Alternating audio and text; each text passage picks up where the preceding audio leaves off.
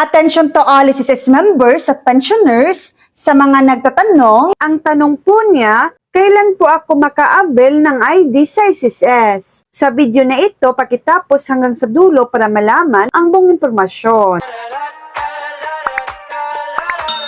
Maaari ka nang mag-apply para sa may SSS card na pumalit sa dating UMID card basta't ikaw ay isang aktibong miyembro na mayroon ng hindi bababa sa isang posted contribution. Narito ang mahalagang detalye para sa pag-avail ng SSS ID or may SSS card ngayong 2026. Mga requirements at paraan ng pag-apply, mag-register sa my.sss, siguraduhin mayroon kang my.sss account. Pangalawa, identity verification, kailangang dumaan sa identity verification gamit ang National ID E-Verify system. Pangatlo, bank account, kailangang magbukas ng bank account sa SSS Partner Bank. Pang-apat, pag-apply, maaari kang mag-apply sa pamamagitan ng pag-login sa iyong my.sss account, pumunta sa services at piliin ang may SSS card.